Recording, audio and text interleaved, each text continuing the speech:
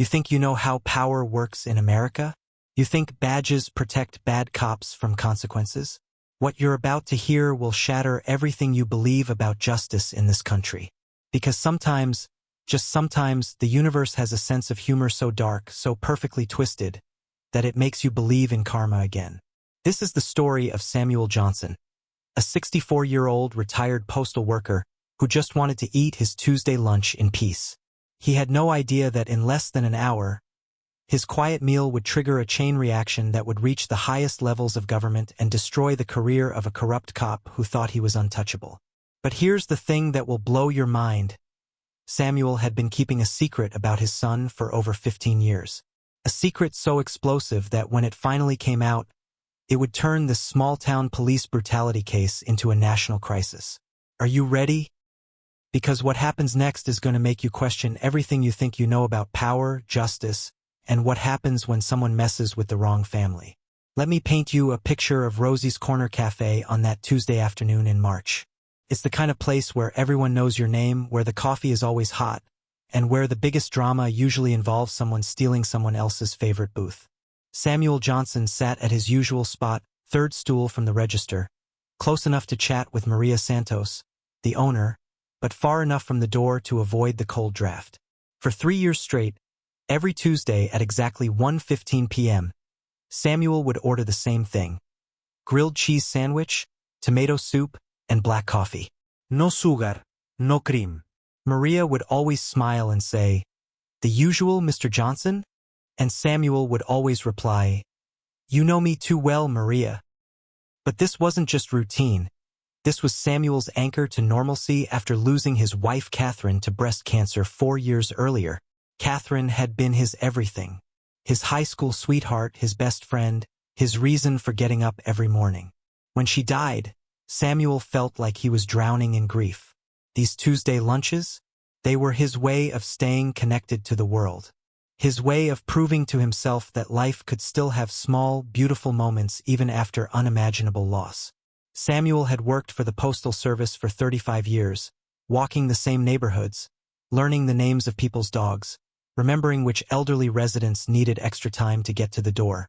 He wasn't just delivering mail. He was delivering human connection. But what nobody in that cafe knew, not Maria, not the other regulars, not even his closest friends, was that Samuel Johnson had raised a son who now held one of the most powerful positions in American government. You see, Samuel and Catherine had made a pact years ago. Their son David's job was so sensitive, so classified, that they agreed to never discuss it publicly. When people asked what David did for work, Samuel would just say, "Government work in Washington."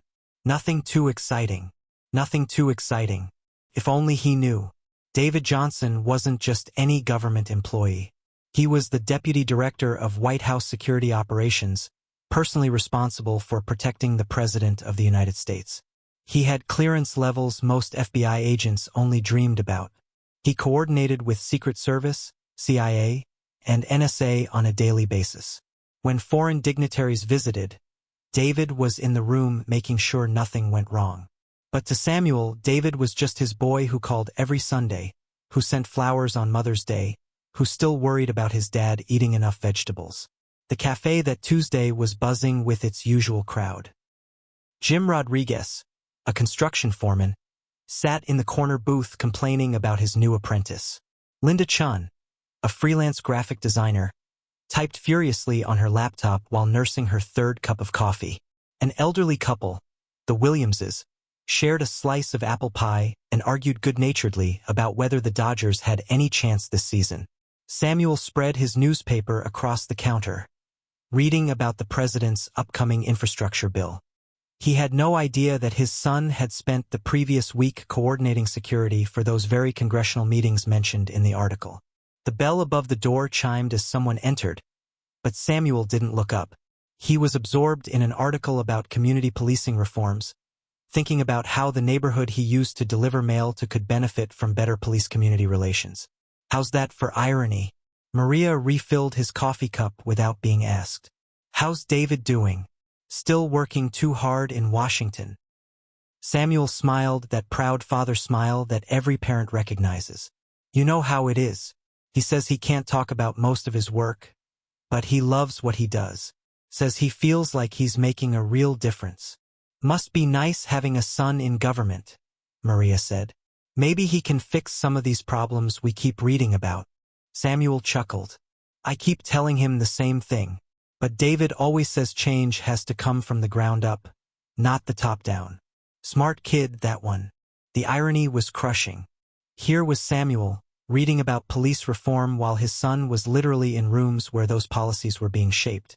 Here was a father, humble and proud, having no idea that his son wielded the kind of power that could make phone calls that would be answered by governors, senators, and cabinet members. Officer Kevin Mitchell pushed through the cafe door like he owned the place. Behind him, his rookie partner Tommy Chun, no relation to Linda, followed with the nervous energy of someone who hadn't yet learned to read the room. Mitchell was a 10-year veteran with the kind of reputation that made other cops uncomfortable at department barbecues. 18 complaints filed against him in 10 years. 2 internal investigations that somehow found insufficient evidence. A pattern of aggressive stops that somehow always involved minorities and somehow never resulted in actual arrests. The department knew about Mitchell. The community knew about Mitchell. But Mitchell had something that kept him bulletproof. He was married to the police chief's sister. Family connections. They can protect you from consequences. Until they can't. Mitchell's radio had crackled 15 minutes earlier with a bolo alert. Elderly black male, approximately 60 to 65, suspected of shoplifting electronics from TechMart on Pine Street. Subject may be armed and dangerous. Now, here's where the story gets its first twist of cosmic justice. The actual shoplifter was a 23-year-old white college student named Brad Thompson, who was at that very moment 3 miles away, trying to return the stolen iPad to TechMart because his conscience had gotten the better of him. But Mitchell heard elderly black male and saw Samuel Johnson, and in his mind that was close enough. You see, Mitchell had a system. He'd take legitimate bolo alerts and use them as excuses to harass people he didn't like. It was his little game. Stop someone, rough them up a bit, then claim it was a case of mistaken identity. By the time everything got sorted out, he'd made his point about who was in charge. The system had worked perfectly for 10 years. Until today. Samuel sensed the shift in the cafe's atmosphere before he saw the officers. Conversations quieted. People looked toward the door with that particular kind of tension that appears when authority enters a space uninvited. Mitchell surveyed the room like a predator choosing prey. His eyes locked onto Samuel immediately. "Excuse me, sir. I need to speak with you." Samuel looked up from his newspaper, genuinely confused. "Me? Is there a problem, officer? Stand up, please." The please was said with the kind of tone that made it clear it wasn't actually a request. Samuel folded his newspaper carefully, left a tip for Maria on the counter, and stood slowly. His left knee, injured in a postal truck accident 12 years earlier, made the movement painful. "What can I help you with? We need to see some identification." "Of course." Samuel reached for his wallet with the slow, deliberate movements of a man who understood that sudden motions around nervous cops could be dangerous. Officer Chun shifted uncomfortably behind his partner. Something felt wrong about this whole situation. The man was complying completely, showing no signs of guilt or aggression. He seemed more confused than anything else. But Chun was 6 months out of the academy, and Mitchell was his training officer. In the academy, they'd taught him to trust his instincts, but they'd also taught him to follow the lead of experienced officers. Those 2 lessons were about to come into violent conflict. Mitchell examined Samuel's license with theatrical suspicion. "Samuel Johnson. Says here you're 64. "Yes, sir." "What brings you to this neighborhood today, Samuel?" "I come here every Tuesday for lunch. Maria makes excellent grilled cheese." Mitchell's voice took on a mocking tone. "Every Tuesday? That's awfully convenient. Makes for a perfect routine if you're casing businesses in the area." Samuel's confusion deepened. "Casing businesses? Officer, I'm not sure what you mean. I'm just having lunch." That's when Maria stepped forward, her protective instincts overriding her fear. "Officer, Mr. Johnson has been coming here every Tuesday for 3 years. He's one of our most regular customers. There's been some kind of mistake. Mitchell whirled toward her with the kind of aggressive energy that made everyone in the cafe take an unconscious step backward. Ma'am, I'm going to need you to step back and let me do my job. Your job? Maria's voice rose with indignation. Your job is to protect people, not harass innocent customers in my restaurant. That was Mitchell's breaking point. Being challenged by a civilian, especially a woman, especially in front of his rookie partner and a cafe full of witnesses, triggered something ugly in him. Sir, put your hands behind your back. Samuel's mouth fell open. I'm sorry? Officer, what am I being arrested for? Resisting arrest. But I haven't resisted anything. I've answered all your questions. I've shown you my identification. You're questioning my authority. That's resisting. And that, right there, was when Samuel Johnson's Quiet Tuesday lunch became the spark that would ignite a national conversation about police abuse. But none of them knew it yet. They had no idea that this moment was being live-streamed by Linda Chun, who had started recording the interaction when she realized what was happening. They had no idea that her follower count of 50,000 people was about to witness something that would make them absolutely furious. They had no idea that in a secure conference room in Washington, D.C., Samuel's son David was about to receive a notification that would make him drop his classified briefing papers and reach for his phone with hands that were literally shaking with rage. They had no idea that in the next 30 minutes, this small-town police harassment would become a federal case involving the highest levels of American government. But they were about to find out. Let me tell you what real police brutality looks like when the cameras are rolling and the cops don't care. Mitchell grabbed Samuel's wrist and twisted it behind his back so violently that the 64-year-old man gasped in pain. Remember, this is a man who spent 35 years carrying mail bags, whose shoulder had been surgically repaired twice, whose arthritis flared up every time it rained. You're hurting me, Samuel said quietly, his voice strained but still maintaining dignity. Please, I can't move my arm that way. Then you should have thought about that before you decided to rob electronic stores. The cafe erupted. Jim Rodriguez, the construction foreman, stood up so fast his coffee cup clattered to the floor. What the hell? That man hasn't left this cafe in over an hour. Mitchell's hand moved to his taser. Sir, sit down immediately or you'll be arrested for interfering with police business. Officer Chen's training kicked in, but not the way it should have. Instead of de-escalating, instead of questioning his partner's actions, he positioned himself between Rodriguez and Mitchell like a human shield protecting bad behavior. This is how systemic police brutality works, by the way. It's not just the bad cops. It's the good cops who stay silent, who protect the system instead of protecting people. Maria Santos had had enough. This was her cafe, her community, her friend being assaulted for no reason. She pulled out her phone and started dialing 911. I'm calling your supervisor, she announced loudly. Mitchell lunged toward her, abandoning Samuel momentarily. Give me that phone. Now. You can't stop me from calling for help. Watch me. That's when Linda Chen's livestream exploded. Her viewer count jumped from 200 to 2,000 to 10,000 in the span of minutes. Comments were flooding in faster than she could read them. Call the FBI. This is insane. Where is this happening? Someone needs to stop this. Why isn't anyone helping him? But here's what Linda's viewers couldn't see. Samuel's phone, which had fallen from his pocket during the struggle, was buzzing with an incoming call. The caller ID read, David Secure Line.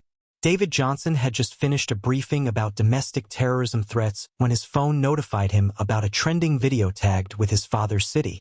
He clicked on Linda's live stream with casual curiosity, expecting to see some minor local incident. Instead, he saw his father being brutalized by a police officer. The man responsible for protecting the President of the United States, the man who coordinated with FBI and Secret Service daily, the man who had clearance levels that could access any database in America, watched his 64-year-old father get slammed against a cafe counter by a cop who was about to learn what real power looked like. David's first instinct was to call his father. When the call went to voicemail, David's professional training kicked in. He immediately contacted his assistant. "Get me the police chief of Riverside County on the phone. Now." "Sir, is this related to a security threat?" "This is related to a federal civil rights violation happening in real time. I need that call in 60 seconds. Back at the cafe, Mitchell had managed to wrestle both of Samuel's hands behind his back, despite the older man's obvious pain and complete compliance. "Stop resisting." "I'm not resisting," Samuel gasped. "My shoulder, please. It's been operated on twice. Should have thought about that before you became a criminal." Officer Chen finally found his voice. "Kevin, maybe we should call this in. Verify the suspect description." "Don't tell me how to do my job, rookie." That's when the handcuffs went on. The sound of metal clicking shut echoed through the silent cafe like a gunshot. Samuel Johnson, a man who had never been arrested in his life, who had served his community faithfully for decades, who had raised a son that served his country at the highest levels, was now officially under arrest for a crime he didn't commit based on a description that didn't match him from a report that was already proven false. But Mitchell wasn't done. "You have the right to remain silent," he began. But his Miranda rights delivery was interrupted by his radio crackling to life. "All units, be advised. Suspect in Techmart theft has been apprehended. 23-year-old white male, Brad Thompson, returned stolen merchandise and confessed to the crime. Bolo is canceled. Repeat, Bolo is canceled." The cafe went dead silent. Mitchell's face went through a series of expressions that would have been comical if the situation weren't so serious. Confusion, realization, and then something much uglier. The look of a man who realized he'd made a massive mistake, but was too proud and too invested to admit it. "Well," he said, trying to salvage his authority, "we still need to verify this man's identity and check for outstanding warrants." Rodriguez exploded. "Are you kidding me? The radio just said you got the wrong guy." "Sir, sit down immediately. This is unbelievable. You assaulted an innocent man." Maria stepped between them, her phone now recording everything. "I got it all on video. Every single second." That's when Mitchell made the decision that would end his career. Instead of de-escalating, instead of admitting the mistake, instead of uncuffing Samuel and apologizing profusely, Mitchell doubled down. This man was acting suspiciously, interfering with an investigation, and resisting arrest. "I'm taking him in for processing." Samuel, still handcuffed, still in pain, looked directly into Linda's livestream camera and said something that would be shared millions of times over the next 24 hours. "My name is Samuel Johnson. I'm 64 years old. I've never been arrested in my life. I was just eating lunch. Please make sure my son David knows what happened here today." The comment section of Linda's livestream went insane. "David who? Someone find David Johnson. This is heartbreaking. Dad sounds like he knows his son can help. David Johnson, government worker, DC." But David didn't need to be found. David was already in action. Police Chief Margaret Foster answered her direct line on the first ring, expecting routine business. Instead, she heard a voice that made her blood run cold. "Chief Foster, this is David Johnson, Deputy Director of White House Security Operations. Are you familiar with Officer Kevin Mitchell? Badge number 3847. Foster knew exactly who David Johnson was. Her department had worked with federal security during a presidential visit 2 years earlier. David had been professional, competent, and someone you absolutely did not want to cross. "Mr. Johnson, yes, I'm familiar with Officer Mitchell. Is there a security concern?" "Chief Foster, Officer Mitchell is currently brutalizing my 64-year-old father on a live stream being watched by thousands of people. The radio has already confirmed that the suspect he was looking for has been apprehended, and it wasn't my father. This is now a federal civil rights case, and I need to know what you're going to do about it in the next 60 seconds. Chief Foster's world tilted on its axis. Mitchell was her brother-in-law. She'd protected him for years, buried complaints, transferred problematic witnesses, done everything possible to keep his career intact. But this was the Deputy Director of White House Security. This wasn't someone she could stonewall or intimidate or transfer to another department. I'll respond personally to the scene immediately. Chief Foster, I'm also calling the FBI Civil Rights Division, the County District Attorney, and my contacts at the Department of Justice. This stops now. Back at the cafe, Mitchell was trying to force Samuel toward the door when his radio erupted with chatter that made him freeze in place. Unit 47, what is your status at Rosie's Corner Cafe? Unit 47, dispatch. We're processing a suspect for. Unit 47, you are ordered to stand down immediately. Chief Foster is en route to your location with FBI support. Do not move the suspect. Do not continue processing. Await further orders. Mitchell stared at his radio like it had just started speaking a foreign language. FBI support? For a shoplifting case that had already been resolved? Officer Chun grabbed his partner's arm. Kevin, what did you do? Linda's live stream hit 50,000 viewers. The hashtag Justice for Samuel was trending on Twitter. Local news station. And in Washington, D.C., the son of the man in handcuffs was making phone calls that would turn this local incident into a national crisis. But the most powerful moment was yet to come. Because when federal authorities finally arrived at that cafe, when Chief Foster had to look David Johnson in the eye and explain why her officer had brutalized his father, when the local news cameras captured Samuel being uncuffed with dignity intact despite everything he'd endured, that's when America would see what real justice looked like. That's when a routine Tuesday lunch would become a lesson in what happens when someone messes with the wrong family. The storm was about to break, and Officer Kevin Mitchell was standing right in the center of it. You want to know what federal power looks like when it's motivated by righteous anger? Let me paint you a picture. David Johnson stood in the White House Security Command Center, surrounded by screens that monitored threats to national security from around the globe. But right now, all his attention was focused on one small live stream from a cafe in Riverside County, watching his father, the man who had raised him to believe in justice and dignity, being treated like a common criminal. His hands were shaking. Actually shaking. The deputy director of White House Security, a man who had stared down international terrorists and foreign agents without flinching, was trembling with rage as he watched his 64-year-old father being handcuffed for the crime of eating lunch while black. Sir, his assistant, Rebecca Martinez, approached cautiously. The FBI Civil Rights Division is on line 1. The Attorney General's office is holding on line 2. And you have the governor of California trying to reach you. David's voice was ice cold. Connect me to the Attorney General first. Within minutes, David had set in motion a federal response that would make Mitchell's head spin. Civil rights investigators were being dispatched. The FBI's Public Corruption Unit was opening a case file. The Department of Justice was preparing to review every arrest Mitchell had made in the past 5 years. But David wasn't done. Not even close. He picked up his secure phone and dialed a number that would change everything. This is David Johnson. I need to speak with Director Catherine Walsh immediately. Yes, I'll hold. Director Walsh ran the FBI's Civil Rights Division. She and David had worked together on several domestic terrorism cases involving threats against government officials. She respected his judgment and trusted his intelligence assessments. David, what's the situation? Catherine, I need a federal response team at Rosie's Corner Cafe in Riverside County within 30 minutes. Local police officer is currently violating my father's civil rights on live stream with 60,000 witnesses. Your father? David, I'm so sorry. We'll have agents there in 20 minutes. But back at the cafe, Mitchell was starting to realize that this wasn't going according to his usual script. His radio was going crazy with chatter he didn't understand.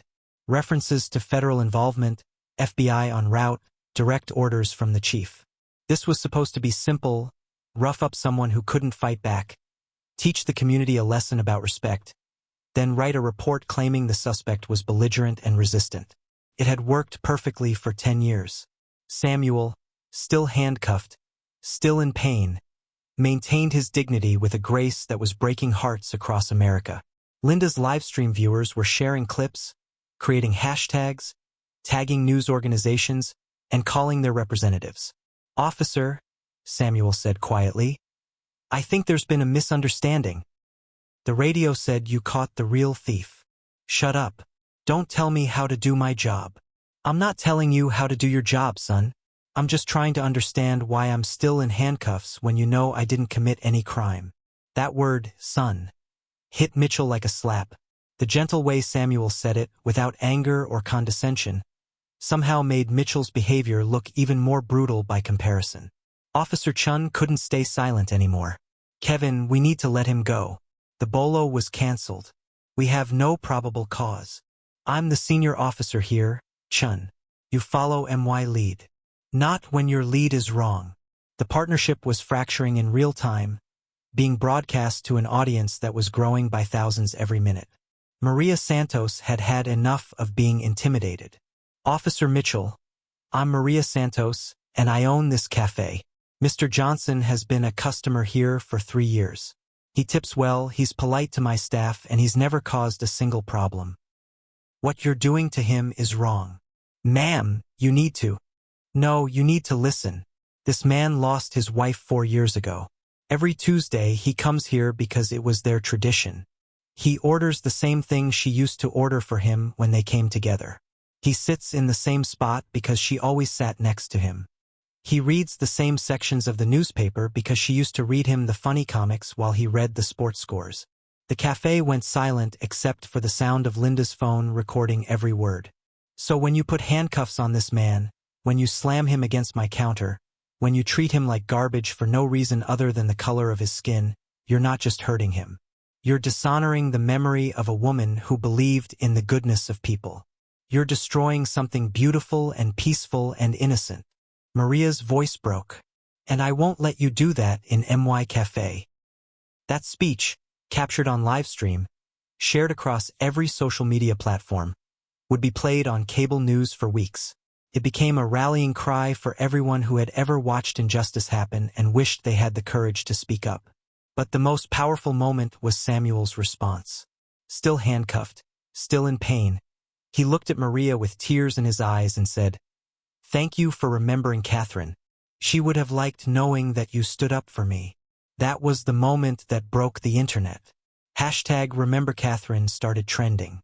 #Justice for Samuel spread across Twitter, TikTok, Instagram, and Facebook. Cable news picked up the story. Civil rights organizations began mobilizing.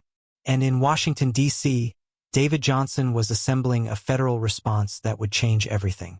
The first sign that this was bigger than a local police matter came when 3 black SUVs with government plates pulled up outside Rosie's Corner Cafe. FBI Special Agent Jennifer Collins emerged from the lead vehicle, her credentials visible, her expression grim. Behind her came Agent Marcus Rodriguez and a team of federal investigators. But the real shock came when the third SUV opened and Police Chief Foster stepped out, her face ashen, followed by a man in an expensive suit that everyone immediately recognized as a federal prosecutor. Linda's livestream chat exploded. FBI is here. This is about to get real. Mitchell is so screwed. Who is this old man? Agent Collins entered the cafe with the kind of authority that made everything stop. I'm FBI Special Agent Collins, Civil Rights Division. Officer Mitchell, you need to step away from Mr. Johnson immediately. Mitchell's world was crumbling, but he was too stubborn and too stupid to recognize it. This is a local police matter, Agent. I don't need federal supervision to process a suspect. What suspect? The radio confirmed your original bolo was canceled. The actual perpetrator confessed and returned the stolen merchandise. You have no probable cause to detain Mr. Johnson. He was acting suspiciously. He was eating lunch. He resisted arrest. He complied with every request you made. He questioned my authority, which is his constitutional right. Agent Collins stepped closer, her voice carrying the weight of federal law. Officer Mitchell, you have 60 seconds to remove those handcuffs and step away from Mr. Johnson, or you will be arrested for violating federal civil rights statutes. That's when Chief Foster found her voice. She had protected Mitchell for years, covered for him, made excuses, transferred complainants, buried reports. But standing in that cafe, with FBI agents present, with thousands of people watching on live stream, With the deputy director of White House security demanding answers, she finally understood that Mitchell had crossed a line she couldn't uncross. Officer Mitchell, remove the handcuffs immediately. You are suspended pending federal investigation. Chief, you can't be serious. It's a routine arrest. Kevin, it's over. The handcuffs came off with a metallic click that sounded like justice finally arriving. Samuel rubbed his wrists gently, his shoulders sagging with relief. Agent Collins approached him with genuine concern. Mr. Johnson, are you injured? Do you need medical attention? I'm all right, Agent. Thank you for coming. Mr. Johnson, I want you to know that your son asked me to give you a message personally. Samuel's eyes widened. How did the FBI know about David? He said to tell you that he's proud of how you handled yourself today, that your dignity in the face of injustice reminded him why he chose the work he does, and that no one will ever treat you like this again. The cafe erupted in murmurs of confusion. Son? What son? How did David Johnson know FBI agents? Agent Collins continued. He also wanted you to know that he's on a government aircraft right now, flying here to see you personally. Government aircraft? Maria whispered. What kind of government work does David do? Samuel smiled through his exhaustion. The important kind. That's when Agent Rodriguez stepped forward with handcuffs of his own. Officer Kevin Mitchell, you are under arrest for deprivation of rights under color of law, a federal felony. You have the right to remain silent. The irony was perfect. The cop who had just handcuffed an innocent man was now being handcuffed himself, his rights being read by federal agents, his career ending in the same cafe where he thought he could abuse his power without consequences. Linda's live stream hit 200,000 viewers.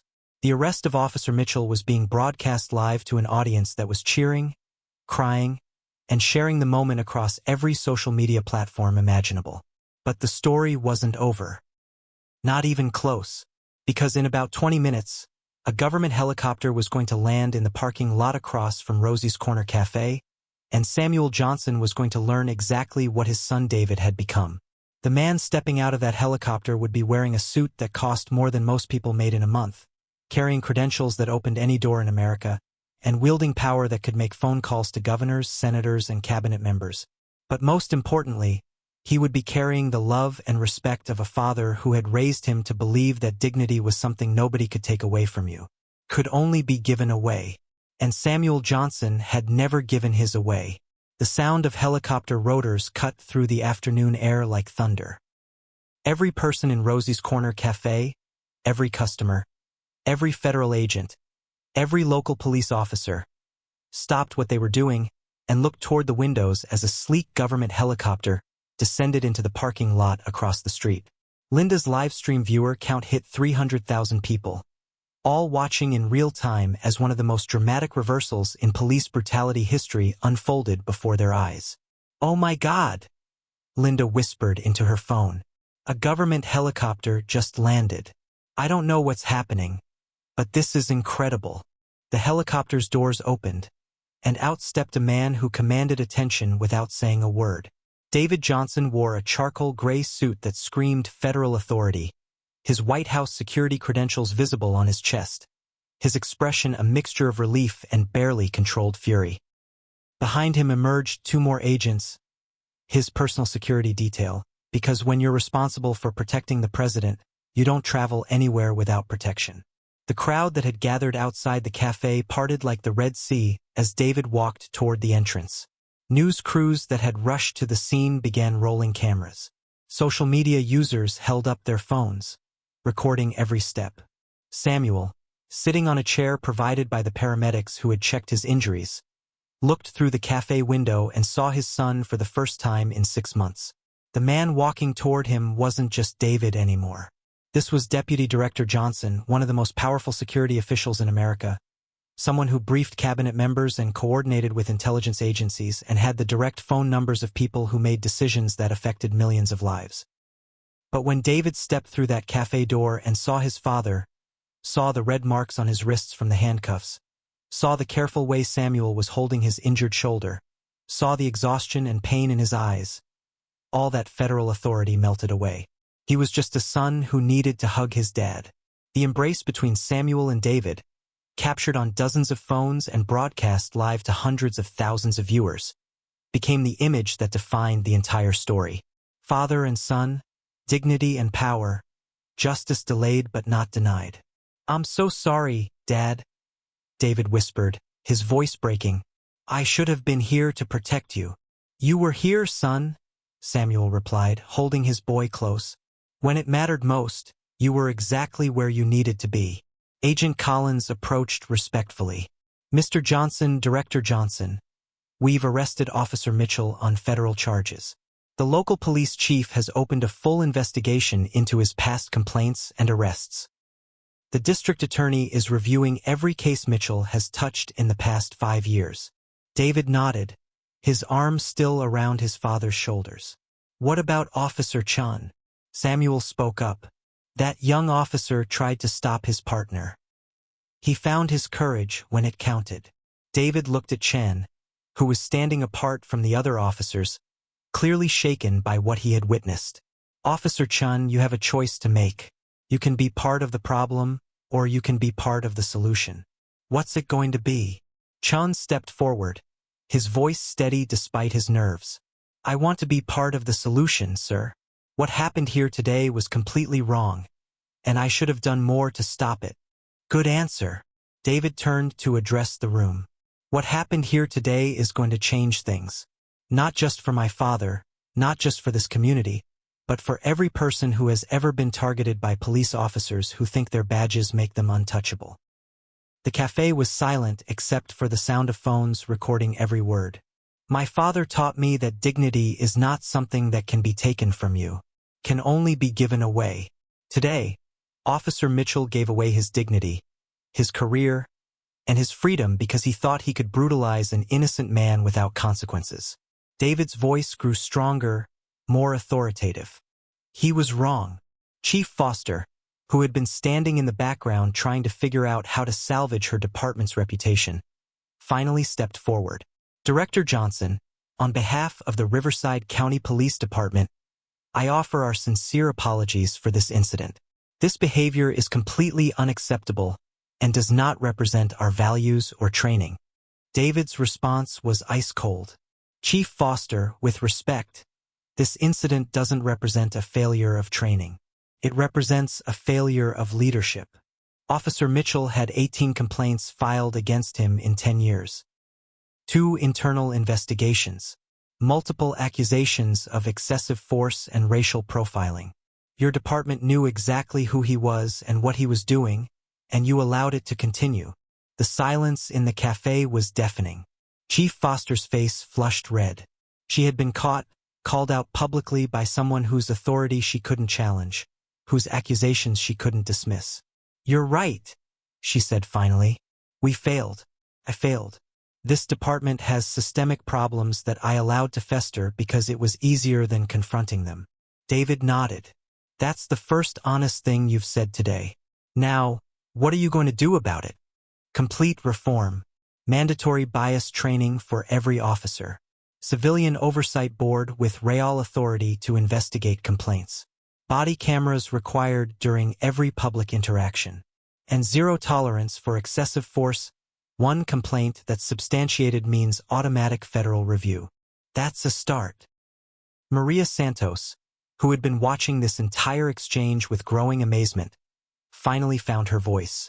Director Johnson, your father never told us what you do for work. We just knew it was something important in Washington." David smiled for the first time since arriving. "My father and I agreed years ago that my job was too sensitive to discuss publicly. He wanted people to respect him for who he was, not whose son he was." "But what exactly do you do?" Linda asked, still live streaming to her massive audience. "I'm responsible for coordinating security for the President of the United States. I work with Secret Service, FBI, CIA, and NSA to identify and neutralize threats to national security. When foreign leaders visit the White House, I'm in the room making sure nothing goes wrong. When the president travels, I coordinate with local law enforcement to ensure his safety." The collective gasp from the cafe crowd was audible. "Wait," Jim Rodriguez said slowly. You're saying Samuel's son protects the president? That's exactly what I'm saying. Officer Chun, who had been processing the magnitude of what his partner had done, stepped forward with obvious distress. Sir, I am so sorry about what happened to your father. I should have stopped it immediately. David studied the young officer carefully. How long have you been on the force, Officer Chun? 6 months, sir. And this was your first real encounter with police brutality? Yes, sir. I'd heard stories, but seeing it happen, I froze. I was trained to follow my senior officer's lead, but I knew what Mitchell was doing was wrong. Samuel spoke up from his chair.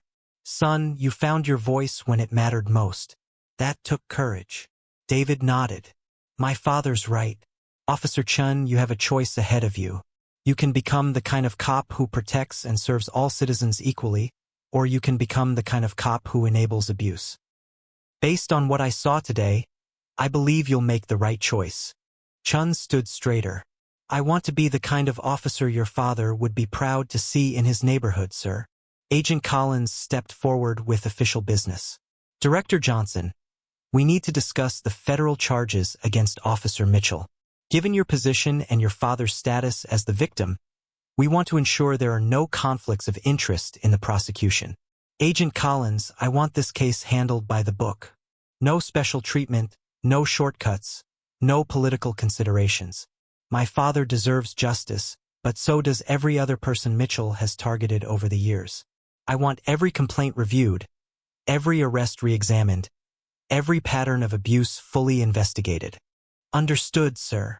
That's when Mitchell himself, still in handcuffs, being led toward the federal transport vehicle, made one last desperate attempt to salvage his situation. This is political persecution. David walked over to Mitchell slowly, his federal authority evident in every step. When he spoke, his voice was quiet but carried the weight of absolute power.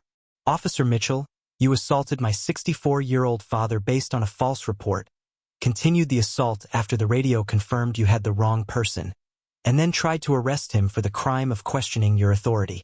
None of that is political. All of it is criminal. Mitchell's defiance crumbled.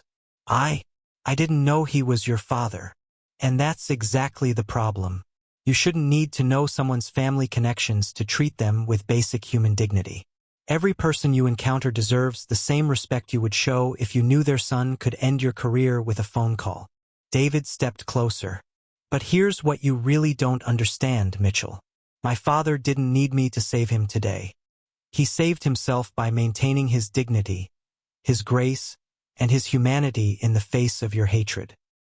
I just made sure there were consequences. The crowd outside had grown to several hundred people. News vans lined the street. Local civil rights leaders had arrived. Social media was exploding with #JusticeForSamuel posts. But the most powerful moment came when Samuel stood up from his chair, walked over to where his son was standing, and addressed the crowd that had gathered both inside and outside the cafe. My name is Samuel Johnson, he said, his voice carrying clearly through the silent space. Today, I experienced something that no American should ever experience, being brutalized by police for the crime of existing while black. The crowd listened intently. But I also experienced something beautiful. I saw my community stand up for what's right. I saw strangers become allies. I saw a young police officer find his courage. I saw federal agents uphold justice. And I saw my son, a son I'm proud of every single day, use his position not for revenge, but for accountability. Samuel's voice grew stronger. Officer Mitchell didn't just assault me today. He assaulted the idea that America can be a place where everyone is treated equally under the law. But this community, these federal agents, these people recording and sharing this story, they proved that when good people stand together, justice wins. The applause started slowly and built to a thunderous crescendo that could be heard for blocks. Linda's live stream hit 500,000 viewers. The video was being shared across every social media platform. News outlets were picking up the story. #JusticeForSamuel was trending nationally. But the most important moment came when father and son walked out of Rosie's Corner Cafe together, surrounded by federal agents, applauded by hundreds of community members, their dignity intact and their bond stronger than ever. 6 months later, the changes were extraordinary. Officer Kevin Mitchell was sentenced to 3 years in federal prison for civil rights violations. During his sentencing, the judge noted that this was his opportunity to learn about the dignity and grace that Samuel Johnson had shown in the face of his attacks. Officer Tommy Chun had become a leader in the department's new community policing initiative, building bridges between law enforcement and the neighborhoods they served. He visited schools regularly, teaching children about constitutional rights and the importance of standing up for justice. Chief Foster had implemented every reform she promised and several more. Complaint rates dropped by 70%. Community trust in police increased dramatically.